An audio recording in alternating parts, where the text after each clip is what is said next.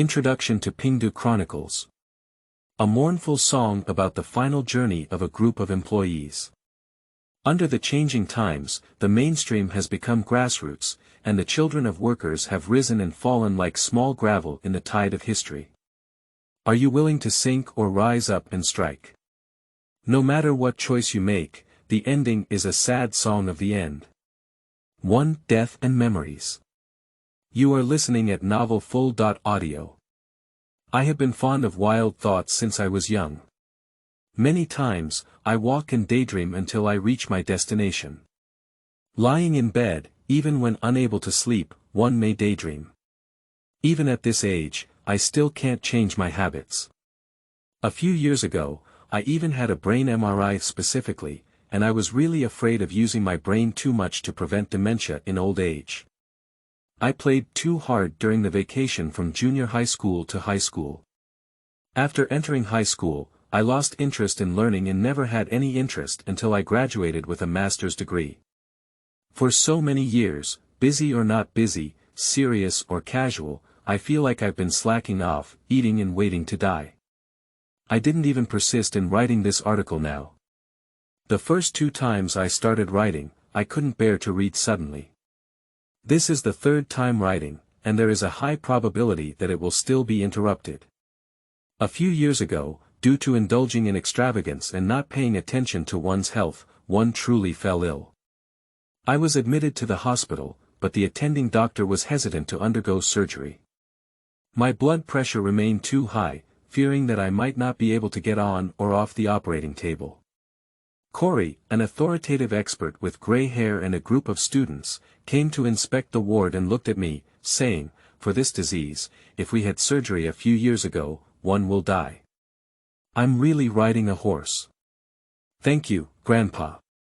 When the situation was at its worst, the pressure reached over 200, and I didn't dare to squat in the toilet. When I got up, my eyes were all black, and lying in bed really had a bit of a lingering smell. I live in a large room with at least 6 or 7 beds inside. At night, when the lights were turned off, the hallway lights came in. Some people were snoring and sighing inside, while the old boss across from him was shouting all day long. Angry, the filial son beside the bed shouted low and wanted to strangle his biological father. It's really a taste of apocalypse. Sleeping hazily, I felt like there was someone sitting next to me. Black clothes and black robes, leaning on something unknown. I opened my eyes hard, looked at him, and slowly said, "Grass mud horse, at least you can stick out your long tongue, wear a cow's head and horse's face, and use a sickle to calculate what's going on. Do not understand how to do as the Romans do when in Rome." That person didn't speak and looked at me. I gradually feel a chill on my body. I took out something, reached out my hand to him, spread it flat on my palm, and with the help of the outside light, reflected a few brilliant rays. "Legally speaking, you are considered a bribe," the man in black said slowly, as if 2 rusty kitchen knives were rubbing against each other in his throat. He leaned forward slightly, studied for a while, and said, "Good things from the Golden family. From the cave, right?" I said, "I don't want to die. Is this enough to buy life?" The man in black looked at me and suddenly grinned silently. I can even see his dense teeth. He approached me and I smelled a fishy smell. "The key is, are you dead or alive now? Are you not dead or alive? Are you both dead and alive? Didn't you just die in the cave?" To be honest, I can't even distinguish myself. I have nothing to say. "By the way, where have all your lovely brothers gone? Or rather, when you came out of the cave, you didn't inquire about their news and whereabouts." Tisk, tsk, tsk, what a pure and precious friendship. My heart seems to be suddenly gripped by one hand, unable to catch my breath. At the same time, my face is hot and spicy. The descendants of the Golden family have a bad eye for selecting people. The most despicable actually live to the end. I let out a heavy sigh and said, "You're so immersed in the situation. It seems that my life is really not long. When a person always starts to reminisce, they must be aging or facing death. I was still in the system at that time, living in a dark and cramped city with a fixed and meager salary, living a boring and embarrassed life without any hope in life. Faced with a fate that one does not like, no matter how much one is unwilling, they will gradually get used to and sink. Moreover, I am a person with great inertia, ambitious but obsessed with fantasy, irritable but naturally cowardly. At that time, the unit took on a task from a superior called Tourism Resource Survey. Even if there were a rotten tree or half a stack of stone tablets in the mountains, rivers, scenic spots, and even if they entered a local scenic spot, they had to go to the site for on-site inspection and take photos. After returning, they had to fill out a fixed form again, which was a boring task. Sometimes it's the leader who takes me, sometimes I take others, and everything starts from that day. 2. Zombies and Friends. You are listening at novelful.audio. I remember that time I went to Bazujian, a small and dilapidated scenic spot on the outskirts of the city. The local village committee was in charge of managing it. The house fell and the tiles were in a state of disrepair, and it was still open for business. I charged 10 yuan for a ticket. Greeted the ticket inspector appointed by the local villagers at the entrance, explained their purpose, presented a letter of introduction, and walked in all the way. Baozhu Stream is surrounded by a group of hills, and the terrain gradually winds up to several main halls. The altitude can almost reach the top of the mountain. At the same time, the hillside behind the main hall faces the sun, and there are dozens of large mantu made of bricks and stones. The total area is about 45 meters, which is known locally as Taoist Tomb.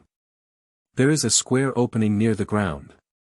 I've actually been here a few times before, all of which were watching from a distance, not wanting to get close or delve deeper. Tombs and corpses are always unlucky. I don't know if there are any remains of Taoist priests who have transformed into immortals inside this thing, and what is the purpose of leaving this opening so that Taoist souls can often go home and take a look. It was already afternoon, and the sunlight shone through the mottled pine trees, hitting the area near the Taoist tomb. I quickly took a few photos and was preparing to retreat when I suddenly saw a pair of cold eyes staring at me at the opening of the Taoist tomb. To be precise, it's 2 black round holes. The weather was not very cold, and there was still sunlight sweeping over me, but I felt like I had suddenly fallen into the ice cave.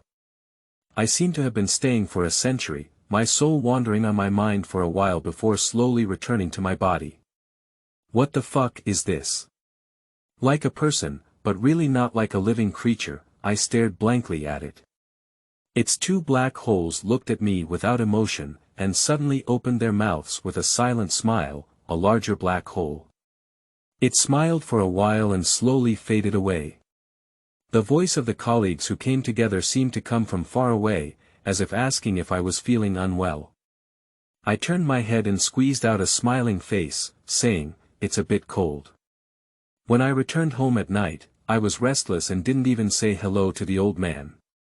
Under the angry gaze of the old man, I returned to my small room, sat there for a while, and called the burly man.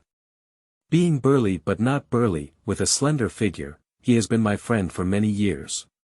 Small in stature, with a strong mind, sincere and down-to-earth in character, but somewhat immortal and loves to ponder blindly. I became obsessed with Qigong during my college years and often practiced it while sitting in the dormitory. However, when the wheels were in motion, it caused a lot of noise and scared the college counselor to death, but it didn't really matter. The incident of a Taoist encountering a ghost in his tomb sounds really nonsensical and not suitable for outsiders. He is actually a very suitable communicator. I was still in shock and stuttered through the whole thing before asking him, "Did you think I had a hallucination?" The other end was quite calm and said calmly, "There aren't so many illusions." "Do you mean I really met a ghost? Where is there a ghost on a horse? Isn't this nonsense?" I felt relieved after hearing this. "Definitely something substantial, such as zombies," I heard the burly continue. Crouching trough.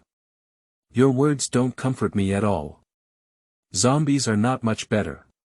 Besides, it's nonsense to say that there are his mother zombies. It's best not to easily deny things you don't understand. Kuai Wu didn't argue with me anymore, paused for a moment, and said, "Come to my house tomorrow, have a drink together, and I'll also help you relax." After my mother died, the old man found an old companion, and the relationship between father and son seemed to worsen. I don't have much closeness towards him, and he is also very dissatisfied with me. Especially the more I live, the more he becomes afraid of me. Old age, poverty, homestead, no house, no woman. Although the starting point is not low, one's life is in dire straits. Every day when I see you, I sigh and sigh. This undoubtedly added to my psychological pressure. Basically, as soon as I finish work and have some food, I hide in my small room. 3. Proverbs or curses. You are listening at mournful.audio. So he doesn't oppose me socializing, and even has a hint of urging, as if it would make me appear more normal. He has always been strict with me, but often I say he appears reasonable when drinking with friends or staying overnight. I remember the agreement I made with Kuai Wu to go to his house tonight with 2 roasted chickens. He is tall and thin, while his wife is chubby, with a straight throat and a loud voice. She is cheerful, and when I open the door, she yells at me, "Jiazi, you're here. I wish I could hear you all in the hallway." Entering the door to tease the burly son with a runny nose, Burly arched the child and gestured for me to take a seat at the table. I greeted my sister-in-law and the child, and she said, "Don't worry about us. We've all eaten it." I ate a few bites of food and drank a glass of wine, calming my mind. I whispered to Kuai Wu, "Do you think I wasn't hallucinating or having a gimmick that day?" The burly nodded and said that I had also seen that thing before. I was startled for a moment before I could finally say something. "Is this thing already so common?" He shook his head and said word by word, "Anyone who sees my face is a sinner." My face is wrinkled together, thinking about how his mother got sick again. The burly man smiled and said, "I don't know how to explain it to you, but in fact, it can also be considered a living organism. But it does differ from the conventional understanding of normal life and humans. Like living dead people, zombies, walking corpses, and so on. It's hard to say, I don't know how to tell you, I don't know if there are any commonalities in the principles. I have nothing to say, I can only drink and drink hard. It may indeed overturn your values and require you to gradually get used to it. I'm not used to it. Unless I'm crazy and I think you're also crazy." A burly smile pointed to his temples and said, "Try to accept it, otherwise you will really go crazy." "Does this mean that?" I said with difficulty, "My misfortune is about to begin." His burly expression was indescribable. "What I say is more like a call of fate. You need to step out of your comfort zone." There was a strange and crazy color in his eyes, not sure if it was due to drinking alcohol. I smiled bitterly and said, "I really believe in your evil." Baba ran over to listen to you talk a few times. Kuai Wu saw that I couldn't listen anymore and no longer instilled anything in me. He just focused on drinking and eating. When wine enters my heart, I feel even more worried. If I'm not in a good mood, I'll get drunk faster. The burly person doesn't trust me and keeps taking me home. Along the way, I told him with a big tongue that I couldn't have anything to do. I'm not married, I don't have a house, I don't have children, and I'm not willing to accept it. I'm going to do this like a nightmare and fart like a stink. The burly caresses my shoulder without speaking. When I arrived, I wobbled upstairs and the burly man called out to me. I turned my head and the voice control light in the hallway came on. It stopped me, but I couldn't see the burly figure outside clearly. I couldn't see the expression on his face, and I heard him slowly say, "Anyone who sees my face is a sinner." In fact, it is very uncomfortable for people to sleep after drinking too much. Viewers feel that they are soundly asleep, but in fact, they are in immense pain. At this point, the drunk's brain is excited and chaotic, and the stream of consciousness will entangle into the world's most difficult thread to unravel. I seem to have returned to my childhood hometown. The two-story small building is inhabited by many people and surrounded by large open spaces. The weeds were lush, and as I walked over, there was no greenery in the crowd. My nose was filled with the scent of various plants, and as my footsteps approached, various insects would rise into the air and fly away densely. This era will not come again.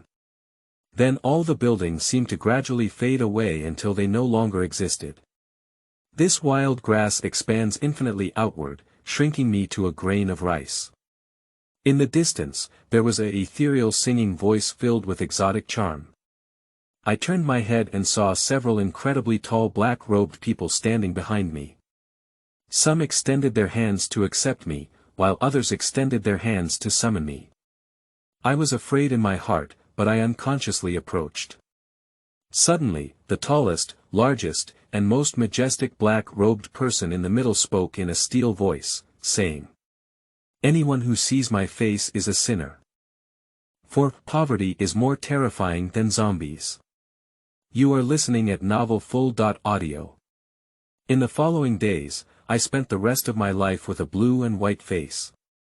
Just as the position of this matter in my heart became smaller and more blurred, Kuo Wu contacted me again. Surprisingly, he asked me to accompany him on another trip to Baoju Creek. I said I won't go even if I die. The burly man didn't say anything, but forcefully handed me a card, saying there was 50,000 yuan inside. Not much, just use it for now. What are you doing, Burly? Why do you have so much money, a broken network administrator? My sister-in-law and children are not wealthy, how can you use this money to create trouble? It's not appropriate. The burly figure gestured for me to accept it, and I looked down at his tattered sports shoes, feeling a pang of sadness in my heart. Brother, what are you talking about? Isn't this nonsense? I reached out and took the bank card, put it in my pocket, and squeezed it hard. However, brother, 50,000 yuan of courage is not enough to support me to accompany you to Bazujian for most of the night. Are you going to socialize with zombies? The burly patted me and comforted me, saying, first, you accompany me this time, and I'll tell you what I know. Second, someone will come with us this time to protect us. Third, you are the most amazing failure in life that I have ever seen, losing your hand little by little with good cards. You are already at the lowest point of your life. Really, Jie, you only have one rotten life left now, there's nothing to lose. I opened my mouth and stared at him for a full minute, really. Burly. With what you said, I should have asked you for 100,000. Of course I can go. I can go even if I'm afraid. He is not wealthy and does not spend money recklessly. This time, without blinking his eyes, he discharged 50,000 yuan, indicating that something must be going on here. There's a big deal. Who doesn't know who we, the children of workers like Kuai Wu and Xiao Jun, have been playing since childhood? Kuai Wu is right, I really don't have any way out. Returning from the army, I wasted all the transfer fees and almost returned to work in Pingdu bareheaded, feeling like an old dog. I vaguely feel that being pulled by the hand of fate to take a certain path may cause me to lose my hair, or there will be inexplicable hidden hope. Of course, the burly also knows that I will definitely agree. Money is cute, adventure with brothers is also exciting, zombies are scary, but the boring reality is even more terrifying. On the agreed day, I explained to the old man and got out of the burly car. A burly car with two people sitting in the back seat. These two people, with ordinary faces and plain clothes, are silent and speechless. I think this may be what Kuai Wu called a helper. I accidentally looked at one of them in the rearview mirror, and suddenly his eyes were full of brilliance. I was startled and quickly averted my gaze. When we arrived near Bazujian, we parked the car and climbed the mountain from the foot. If you don't want to enter from the entrance of Bazujian scenic area, you need to climb to the mountaintop, flip over and slowly descend from the other side. Of course, unless one deliberately exercises, not many people take this path to save 10 or 8 yuan. When starting to climb the mountain, there were still many people around. I see the two burly people walking lightly and steadily, with very few ordinary people climbing the mountain in a crooked and unsteady manner. These two guys seem relaxed, like playing in the mountains and rivers, but their eyes are suddenly sharp as they scan around. They are on both sides, slightly in front and back, but they are holding on to me and the burly one. When we reached the mountaintop, it was almost evening and the afterglow swept over everyone.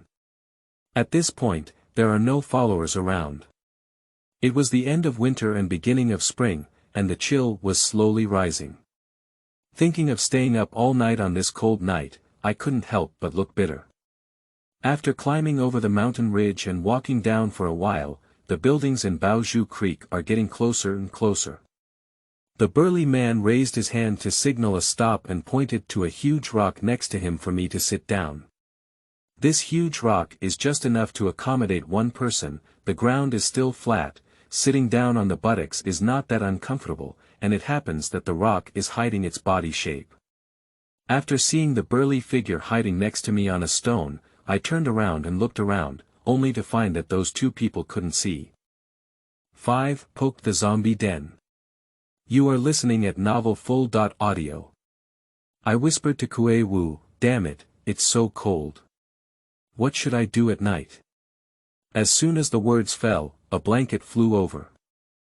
I still have to speak, and a big bag of bread hits my head again. I suddenly stood up and walked out. The burly man quickly called out to me, why are you going? I clean my stomach, pee, and poop. The sky quickly darkened. A bright moon is shining in the sky. I wrapped the blanket around my body. I don't know what material it is, it's quite warm. But now the cold moon is desolate, sitting in the deep mountains. I am starting to feel a bit foolish. I comfort myself that at least I have money to take. Kuei Wu just warned me not to fall asleep, one for fear of losing warmth, and the other for fear of forgetting something important. However, the warmth came up and I couldn't help but fall asleep. In a hazy way, I felt a bump on my head. I opened my eyes and heard a burly, extremely low voice. That thing is coming. When I was aroused, my drowsiness dissipated completely. With courage, slowly get up a bit. Looking at the giant stone probe, when it was right, the moonlight swept over the Baozhu Creek, a snow-white expanse. Firstly, figures appeared around the Taoist tomb, their figures stiff and stiff. After a while, as if the ice and snow had melted, their figures trembled. Then, they all looked up at the sky and made a hissing sound. In the silence of the night, there was an indescribable eerie terror. I suddenly felt an urge to urinate in my lower abdomen. Oh my goodness! The night of the living dead. I'm not as brave as I imagined, but now it's like getting on a pirate ship or a roller coaster, and I can't even regret it in the midst of my desire for immortality. I trembled and turned my head to look at the burly figure. I could see that he had also poked his head out to observe, but his small figure remained motionless like a mountain, calm as usual. Or was he also stunned? Those things have been sucking on the moonlight for a period of time, causing my body to sway even more. In my heart, Amitabha Buddha kept saying, let's just get up late. It's even late at night, please go back to the grave and continue sleeping. Suddenly, one of the people let out a long howl, with a low but oppressive voice. That group of things seemed to be inspired by something, moving together and jumping between the mountains, rocks, and strong pine trees. Their bodies were still stiff, but their speed was really fast. They jumped to one place, as if searching or brushing something, and after a few seconds, they quickly flew to another place. Damn it, a few were getting closer and closer to me. My liver and gallbladder are splitting. Turning to look at his burly figure, he couldn't help but be shocked. Where has this idiot gone?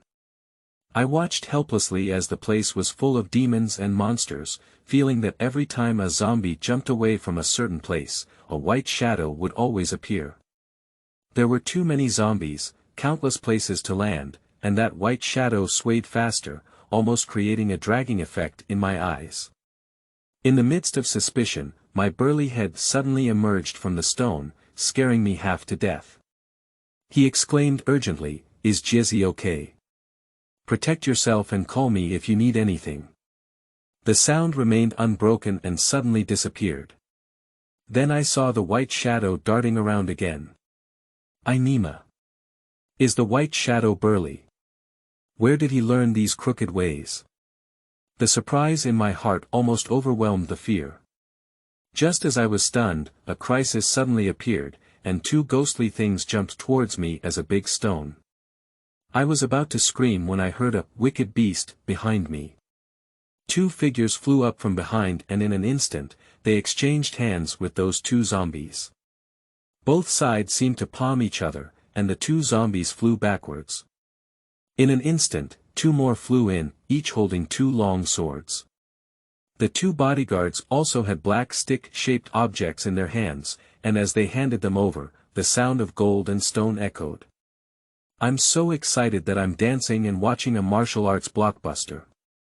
Absolutely 3D, absolutely worth it. Ticket prices are one life on horseback. 6. Horror Night. You are listening at novelfull.audio. In just a few seconds, the two bodyguards had already been entangled in a fight with several zombies, and the burly ones were also emerging. Who will protect me when I step on my horse? I was so scared that I couldn't die. Two sword lights shot at me, and I was so scared that I shouted, "Kwai Wu." Suddenly, Kwai Wu really appeared in front of me. He squatted on a huge rock and swung one of the long swords open with his fingers. The momentum of the swing did not diminish, and he directly knocked the other long sword away. Aha! My Fa Shao is a martial arts master. When he was lost in thought, the burly man kicked me away twice again, and his left hand lifted me up from my half-paralyzed state, shouting softly, "Let's go." During the conversation, 5 or 6 things stepped on a giant rock, and several shining long swords were looped in a dazzling fan-shaped shape, piercing towards the burly figure. The burly figure turned to his side and extended his fingers to flick on the outermost sword, which roared and scattered the fan-shaped sword formation. At that moment, another object flew in, with even more force, and the tip of the sword could penetrate into the burly figure's face. Before I could scream out loud, the burly man opened his mouth and bit the tip of the flying sword. At the same time, his hand could no longer hold it, and he let go of my arm. The opponent's attack did not decrease slightly, and another chubby monster flew over. He raised his fist the size of an oil hammer and threw it at us. The burly man exhaled and made a dull sound, raising his left hand to clench his fist and forcefully confront the chubby man. During this time, the burly man rushed towards us like a madman, but was stopped by several zombies, who were screaming in agony. I was watching the chubby guy fly away, when I saw a cold light rushing towards my forehead. At that moment, I suddenly felt that time had slowed down, and the last thought flashed in my mind. I would die here today. Speaking in a blink of an eye, the burly man was too busy to take action. He turned his body and stood in front of me, forcefully catching this sword with his body. With a burly groan and a swaying figure, my forehead exploded with a buzzing sound, as if all my blood had rushed to the sky. At the same time, my right arm was on fire, hot, swollen, and painful. A voice in my ear urgently said, "Hit him. Hit him." The sound was very familiar to me, but I had no time to think about it. My entire right arm seemed to explode, and I couldn't bear it anymore. With a loud roar, I jumped onto the boulder, closed my right index and middle fingers, and headed towards the group of zombies. At that moment, the moon was bright and the stars were sparse, the sparrows were whimpering, the pine waves were surging, and the shadows were heavy. A faint circular column of air rose into the sky, startling all the zombies around it. Ejecting this gas, my body seemed to feel a little more comfortable, and my mind went blank. All I knew was to keep pointing around with my fingers. Between the trees, white air crisscrossed the paths. When encountering zombies, they passed through their bodies directly. When encountering long swords, if they were to drive decaying wood, they would immediately break, sweeping over the boulder. It even stirred up waves of gravel. The two bodyguards were also busy dodging, and I heard someone exclaiming, "There is really sword energy in this world." My mind was in a daze, and I thought to myself, "Damn it, you're so cheap. Your whole family is lowly." Those zombies seemed to be startled by Bai Chi, gathering in a pile like headless flies that began to jump around without any intention or action to attack. I stared blankly for a while before realizing that their burly body was missing again. Looking around, this ignorant bastard followed those jumping zombies around again. Didn't he just get injured? In about a cup of tea, it seemed like the zombie leading the way was howling again, and those things bounced and disappeared in the midst of the dense forest graves. The burly man ran for a while before returning to his hiding place. A faint dawn can be seen in the distance, but the light is still very dim. He covered his left chest, his expression somewhat painful. Those two people seem to have suddenly disappeared again. 7 Dreams. You are listening at novelfull.audio. I was a bit anxious and said, "Let's go to the hospital quickly." The burly man shook his head and said, "A skin and flesh wound can't die yet." He leaned back weakly and said, "Where did you learn such superb swordsmanship? I really didn't see it before. My head is a bit numb, I seem to have a vague understanding of what just happened." "What kind of bullshit swordsmanship?" "I don't know, suddenly it's like that. I told you earlier, this place is very evil, and the whole thing is very evil." "I haven't asked you yet, why did you suddenly become a field mouse, running so fast, and not like the one I knew you before?" Under the dim light, the burly man smiled and stopped speaking. I wrapped myself in a tight blanket, feeling completely drowsy.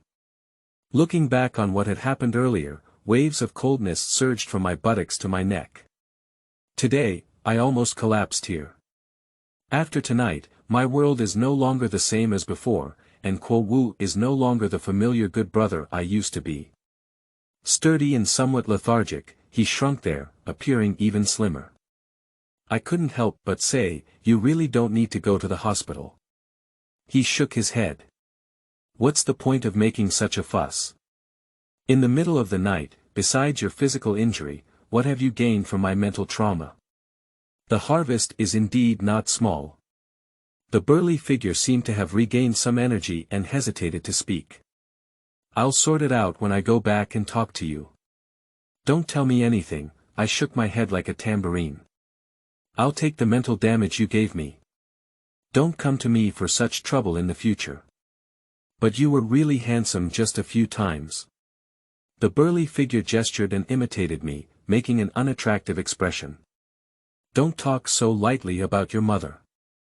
I scolded him in a low voice. Fish belly white began to appear in the distance. "We should withdraw later," Kuei Wu pondered. "We won't talk anymore. Quietly watch the pine branches sway." The Baoju River was quiet, and I couldn't believe that such a big event had happened last night.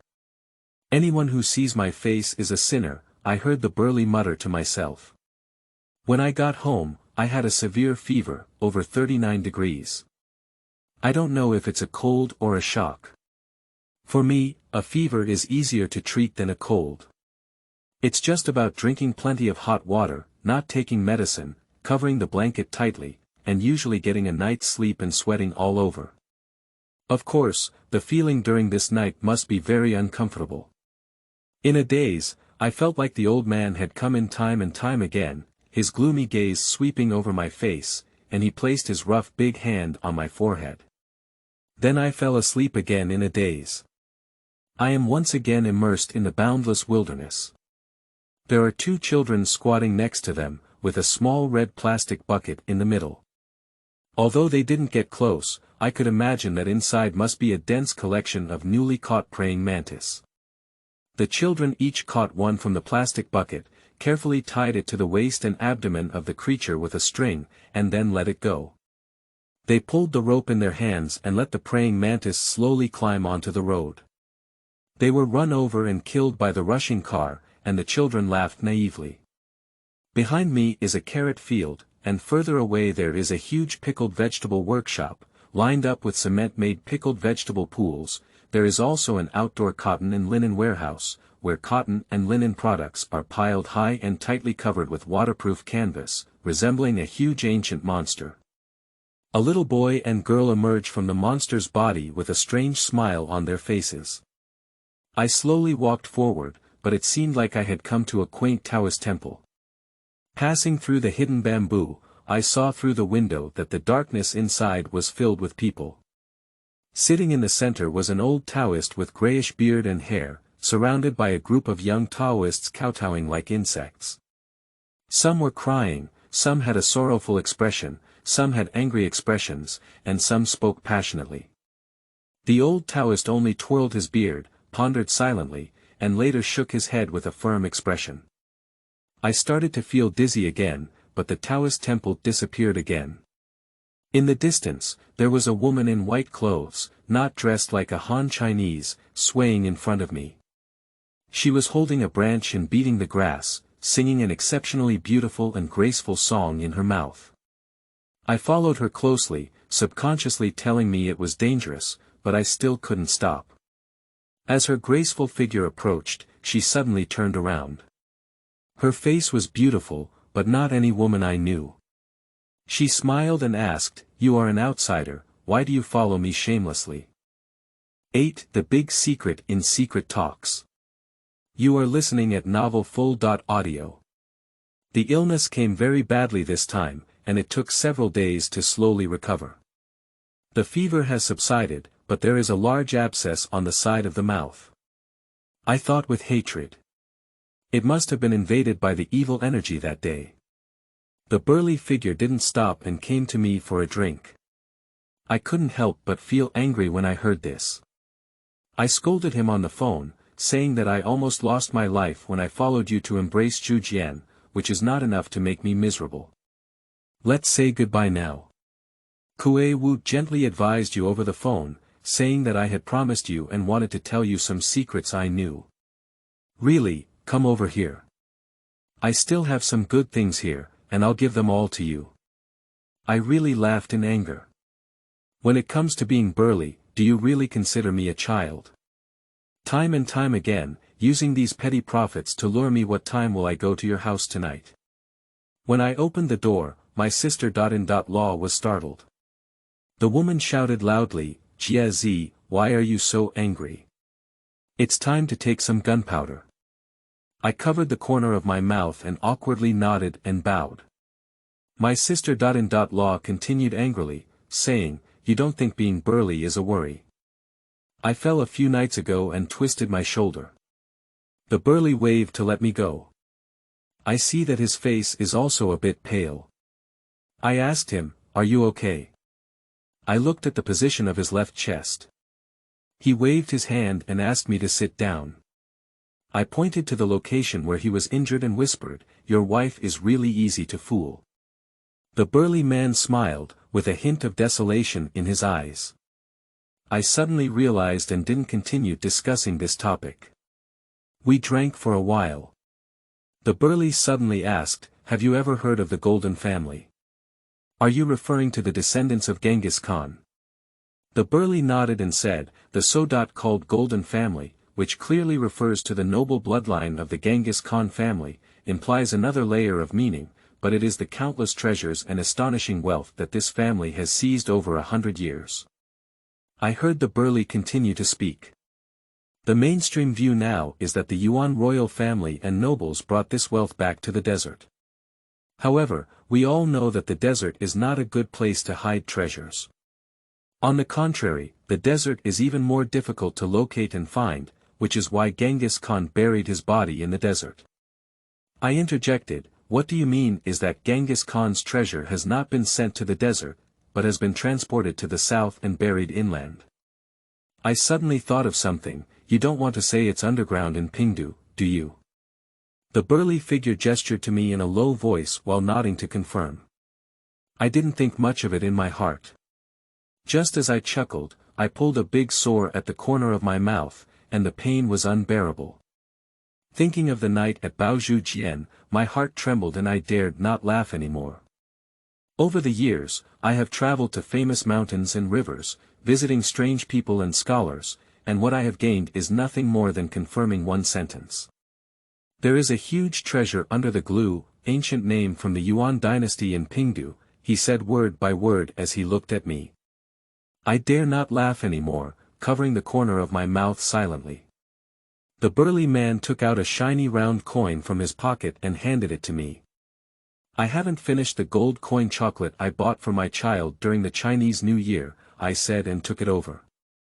Getting started was heavy and refreshing. I quickly took it to the light and saw that it was really a shiny golden coin, with extremely exquisite patterns carved on both sides. What is this? I asked in a trembling voice. Siamese Ganjin coin. The burly man looked at me with a bewildered expression and explained, it's Samarkand city gold coin, the capital of the ancient Timurid Empire. The gold coins reflected a strange light in my eyes, and I slowly said, this was also discovered underground in Pingdu. Big nodded. Very valuable, isn't it? More than enough to buy a flat in Pingdu. I'll give it to you. I was both surprised and delighted. Why are you treating me so well? Guess what? Because we are young. Fart. Because we are as close as brothers. Shit. Why is that? Because we are all employees' children. 9. A burly anger. You are listening at novelfull.audio. I said it unintentionally, looked at it but didn't see it, heard it but didn't hear it. I just gently rubbed the gold coin, and a voice in my heart kept shouting. It's worth a house. A house. A house. After a while, a burly voice finally burst into my ear. This hermit can buy a house in the ordinary city, but in the vast and desolate treasure of Genghis Khan underground, it's just a grain of sand. How much wealth does Genghis Khan have? I asked absent-mindedly. Wealth that has never existed before in human history, wealth that will never exist again in human history. I looked at the wildness in his eyes and murmured, oh my goodness. Your appetite is too strong. I would be satisfied with these few grains of sand. I have no interest in this wealth at all. I just hate and am unwilling. I just want to get back everything that originally belonged to us. I was stunned for a moment, and the burly and out-of-tune words interrupted my dream. I asked strangely, what do you hate? What do you want to get back? The burly man turned a deaf ear and still said angrily, over the past few decades, they have despised and slandered us and our ancestors, saying that we are greedy, lazy, and cunning, that we are just waiting to die, that we are not ambitious, and that we are a waste of our family and country. Defamating our ancestors and then taking advantage of the situation to destroy the past few decades' history. Jezi, what were we before? You say. I remained silent, watching him continue to be passionate and enthusiastic. Now, we call it the vulnerable group. You know, since Mr. Yunji left, no one has spoken for us anymore. We have become orphans. I saw his emotions getting more and more excited, so I quickly stopped him and said, forget it. You've raised your central idea so high that I can't even talk to you. My sister Law's face flashed outside the door, staring at us for 2 seconds. I thought you two were arguing. I smiled and waved my hand. The burly man drank a glass of wine, panting heavily without speaking. I deliberately broke the tense atmosphere and muttered to myself. I don't know what those nobles and nobles think, but I chose Pingdu, a remote and impoverished place. After calming down for a moment, he said, because at that time, Pingdu was the land of dragon prosperity in the eyes of the alchemists and sorcerers around the emperor. During the reign of the emperor, treasures were hidden to nourish the dragon veins, while in times of chaos, heroes were gathered and swept southward. Even if the defeat was determined, this wealth could still be transported away by sea. Sea route. Pingdu doesn't even rely on the sea, and the nearest sea area needs to be more than 10 kilometers away. You're talking about the ground, but I suspect the underground treasure cave exit has already reached the sea. I followed the burly description with fascination, but I couldn't imagine that magnificent scene. I shrugged and said, "You can almost write fantasy novels." This idiot seems to have drunk a bit too much, gesturing with both hands and imitating my appearance that day in an ugly way. He made a chubby sound in his mouth and said to me, "I think the way you showed so much power that night was just surreal." Damn it. Jesse, I was only exposed to various clues before, but there were too many, repeatedly entangled into a ball. But since you joined in, I suddenly have a feeling that I want to find the end of the thread in this ball. Can I refuse to participate? Anyone who sees my face is a sinner. This sentence seems like a spell. When he blurts it out, I always remain silent, powerless to refute or dare not offend.